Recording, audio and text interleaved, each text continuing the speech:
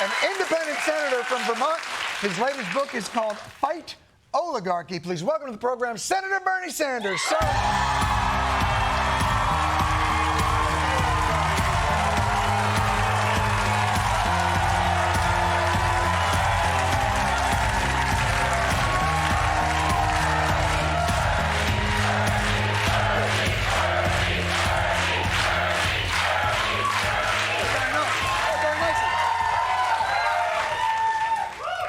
Been here 20 years. Never as much as a John. Only you, brother. First of all, thank you for being here. How were these No King rallies? You went, you addressed one. Where did you speak? What was the rally like? I was in D.C.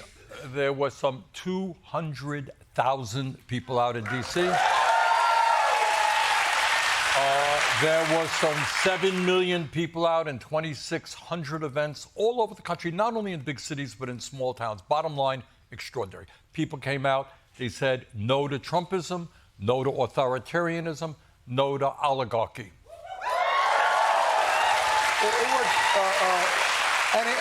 It grew from the previous expression of those. And obviously you can go back and you can say, well, it's, you know, maybe the left is building a similar thing to the Tea Party. With all this potential energy that's moving in that direction, how do you harness that for purpose, for being directional? There are not a lot of people out there, other than yourself, other than Representative Cortez, who are very clearly delineated about a point of view that people can rally behind. Well, let me just say two things. We are in an extraordinarily dangerous time, as you know. You got an authoritarian president who wants more and more power, doesn't respect the Constitution, doesn't respect the law. Well, Supreme Court that's granting it to him. Right. That's true. I mean, that's part of the process. I mean, you got a Republican Party that's now lockstep. It's kind of a cult of the individual. We got to stop them. But there's something else that we got to do, John. We have to have a vision for the future of this country.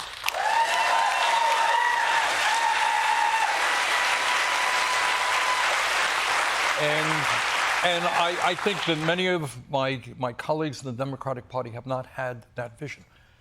And what that means is that we should not accept the fact that we have so much income and wealth inequality. That you got one guy, Mr. Musk, owning more wealth than the bottom 52% of the American people. That we have a corrupt campaign finance system that allows billionaires in both parties to determine who wins and who loses elections. Right. All right. And the vision has got to be, and I want people to think about this, in this extraordinarily great country, wealthy country, why don't we guarantee health care to every man, woman, and child as a human right? So this is where the rubber meets the road. So in this moment, all this potential energy, there is clearly a thirst in this country for leadership and smart politics. You know, I know Kamala's book was 107 days, this shortened time that she had to run the campaign. But the Democrats have had now a much longer time frame. Yes. And yet, to my mind, have not articulated a simple, clear vision addressing those very things at all. In fact, I would go further. There seems to be a whole thing where they say, let's not address that vision. What we need to do is not bother anybody and be just totally... You're not far from wrong. I mean, it's a conscious decision. I mean, look... It's my GPS. I'm near right. Look, and a lot of that gets back to money. Basically, if you're a political party, you got to make a decision. Do you go where the money is, where the billionaires are, where the super PACs are, and kind of do what these guys want? Or do you go where the working class and the middle class of this country are? And those are people who are hurting, who want real change. You know, I'll give Donald Trump. He may be crazy, he may be a pathological liar, but he's not stupid. And I'm going to say something. That's a rather passive-aggressive comment, I think. It's classic. All right. But what I mean by that is the message that he gives off in one way or another is the system is broken, right? Yes. And I alone can fix the system. Well, the truth is the system is broken. He is making it worse. But the Democrats have got to acknowledge that the system is broken. I'll go you one better. You know, if you think about, because your message has always been consistent, and you've spoken this way since you first came on the scene for a very long time, and you've always been clear about it. You could almost make a case that the true inheritor of the Sanders revolution is Trump. He's the most socialist president of my lifetime. Taking a percentage of companies to do business, that's a Bernie Sanders idea. Yeah. Doing a Trump RX where the government is involved in selling pharmaceuticals, that's a Bernie Sanders idea. It's not only some of his policies, some of his other policies, let's not forget, is throwing 15 million people off the health care they have and doubling health care premiums. He's not perfect. And giving I didn't say he was perfect. And giving $1 trillion in tax breaks to the 1%. Is it frustrating that the thing that you fought for your whole career, Democrats are the ones who run away from scared, and he's embraced some of it. Yeah, that's true. All right, so what do we got to do? I mean, first of all, you got to acknowledge bloody reality. Healthcare system is broken. Boom. All right, we need to do what every other major country does: guarantee healthcare to every man, woman, and child. Take on the greed of the pharmaceutical industry and the insurance companies. Okay, we're spending more than enough money to guarantee good quality healthcare to every person. All right. All right, what else do you got to do? We need the Democratic Party to be very clear. The campaign system, current campaign finance system, is broken. You got to get rid of Citizens United. You got to move to public funding of elections. Give everybody a chance to participate in our democracy. Right. All right? If you were triaging, so let's say you're triaging that idea, because Citizens United, look, those decisions about corporations being people and money being speech make things very difficult. Yes. They do seem like generational plays to try and reverse things like that. This healthcare thing seems more immediate. Is that, if you're triaging the patient of America, what's the first thing you want to address? I've always been deeply concerned about healthcare as a human right. Right. And this is something that is so doable. We are the odd guy out as a country. I live 50 miles away from Canada. You spend a month in a hospital in Canada. You know what the bill is when you come out? Zero. They spend half as much per capita as we do on healthcare. They guarantee healthcare to all of their people. This can be done. Absolutely doable. The other thing we could do, young people today finding it extremely hard to buy their own home. Cost of housing is off the charts. Why aren't we building 4 or 5 million units of low-income and affordable housing? Well, to be fair, we are building 1 or 2 $4 or $5 million homes. So I think that on average. Well, that's the point. That's a fair point. But let me ask you this question then, because this is where I get in my head about those prescriptions seem a charismatic leader making a forceful case for that would very much appeal to the American people. But what Democrats find themselves in a place is we've shut down the government to protect subsidies for an insurance marketplace that funnels $800 billion a year into the pockets of all these insurance companies. Have Democrats boxed themselves into a corner fighting for a system that ultimately, to get the thing that you want, that I think the American people want, they're going to have to abandon? Yes. Look, here's where we are right now, and I think it's not been made as clear as it should. If Trump gets away with what he wants, we are looking at 15 million people losing their health insurance. And according to studies, John, 50,000 low-income and working-class people dying every year unnecessarily. Based on lack of accessibility to health. Right. Is that what you're saying? Okay. You're low-income, you're working-class, you don't have any health, you have a chronic ill, you die. That's what they're saying. On top of that, all over the country, very clear. You do die anyway. You die anyway, but you don't have to die. You don't have to die that way just because you can't get to a doctor. That is disgusting. Right. All right. And then on top of that, because of the cuts to the ACA, you're looking at some 20+ million people seeing a doubling of their premiums at a time when they can't even afford health care right now. Right. All right. So your point is this a good system? No. But is this a good system to defend? To defend today, political yes. capital. All right. Okay. But obviously, right. It is a system designed to make huge profits for the insurance companies and the drug companies. Right. Period. We have got to move to a Medicare for all single-payer program. Absolutely.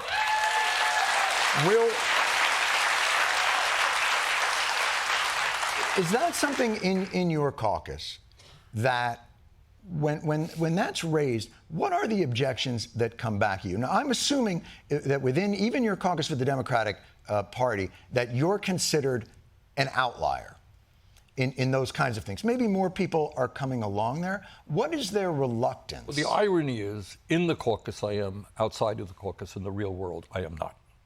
Right, that's the point. Yeah. All right.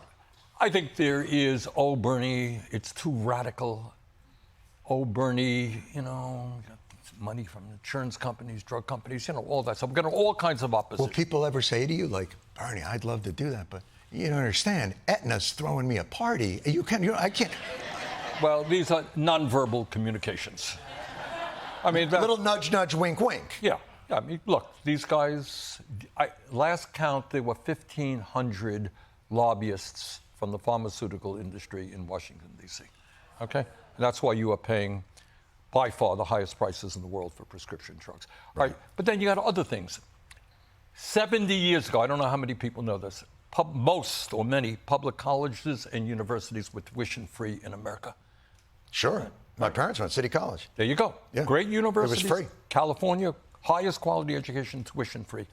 And now, working-class families can't afford to send their kids to college. But again, this gets to the Democratic solutions have never been to directly provide. It's always been a subsidy Absolutely to a right. middleman. But what happens is when the government promises endless funds to insurance companies or private universities without any cost controls, and Trump seems to understand this, prices rise far beyond the rate of inflation. And we've seen it in tuition, and we've seen it in pharmaceutical, and we've seen it in healthcare. So my question is, will Democrats recognize the poison pill that they've often placed into well-intentioned policy? Right. What they end up doing is coming up with very complicated proposals. You make $48,964. Yes. You will get this thing. You make $1 more, you're finished, and blah, blah, blah, blah. Look, we have got to make it simple. In the wealthiest country in the history of the world, should healthcare be a human right? Yes, it should be. Should we have the best quality education in the world from childcare to graduate school? Yes, we should. Right, but these are. And how do you pay? Let's get there. All right, then the question is, all right, these are. I'm writing this down, Sanders. All right, the Republicans. You're getting violent here, You're right. I get excited when you're around. All right. And what we need is a very simple, straightforward agenda, which says, by the way, and this is really a sticky point. You got to finally say to the oligarchs who have never, ever had it so good, they're making money hand over fist, all right? And you got to say to them, sorry, guys, $1 billion is enough. You ain't going to have 200 billion or 300 billion. Try to survive on a mere billion. You're going to start paying your fair share of taxes. And this is like, so when you see Donald Trump go to, and only in this one area, but go to them and say, you're giving me 10% of your company if we're going to help you out.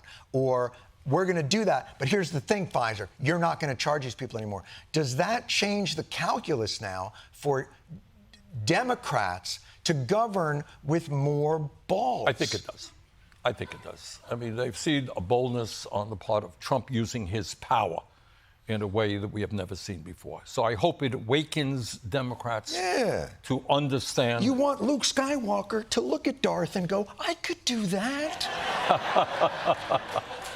I could just nicer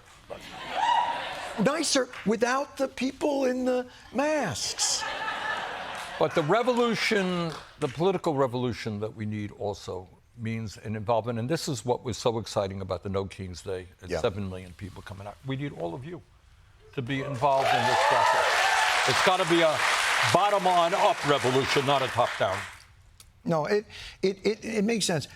I wonder if we've lost the purpose in the sense of, of viewing government as a bulwark. When the founders design a system and they talk about checks and balances and congressional checks and judicial and executive and the balance all there, I don't know that they factored in corporate power.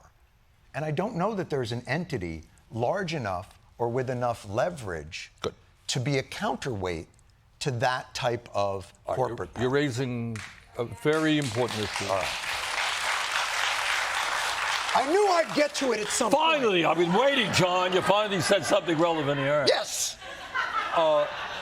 Look, I know people say, oh, we don't want the government to regulate, corporate.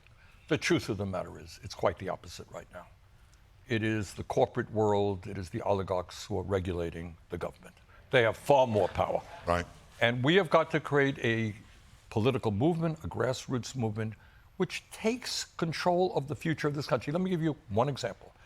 Right now, we are in the midst, as everybody knows, of the Musks of the world and Bezos and all these guys putting hundreds of billions of dollars into AI and robotics, right? This is going to transform our world. It's going to transform our economy.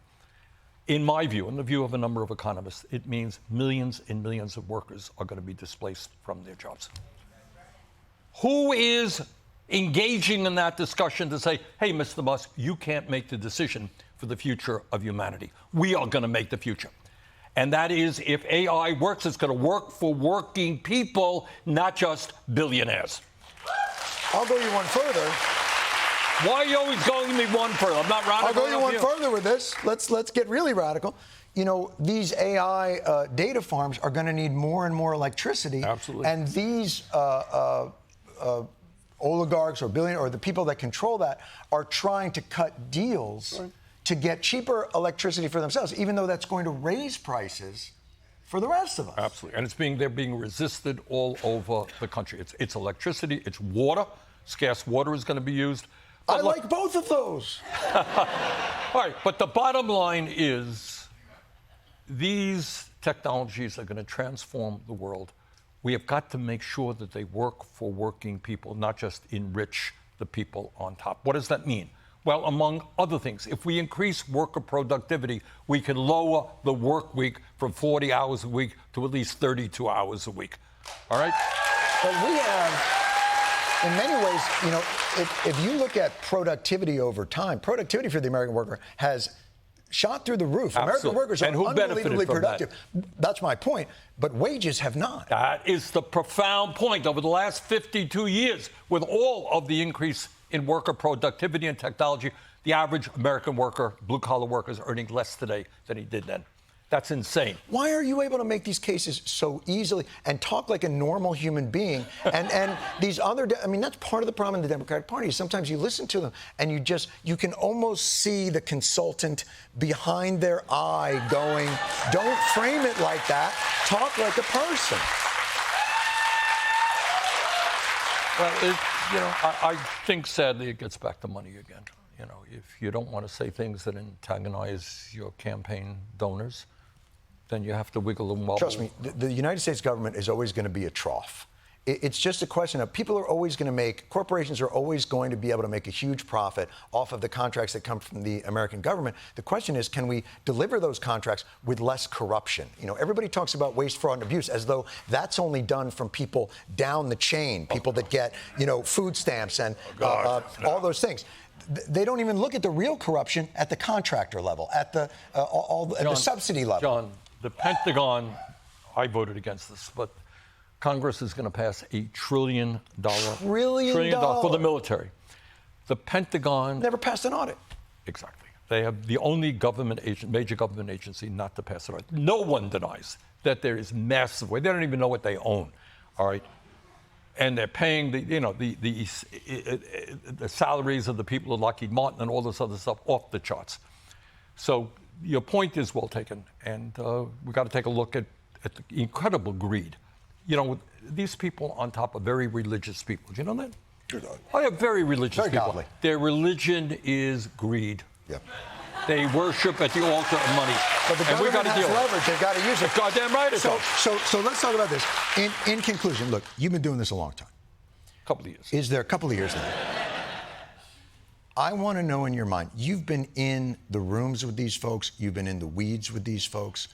What is your appraisal of their willingness to recognize this moment, to recognize the potential energy and thirst that exists out in this country for true leadership and simple common sense that reflects a government that reflects the needs of its people. What is your sense of their I have ability? been in the room, the door is locked, and there are some very, very serious discussions about what we have to do to prevent this country becoming an authoritarian society.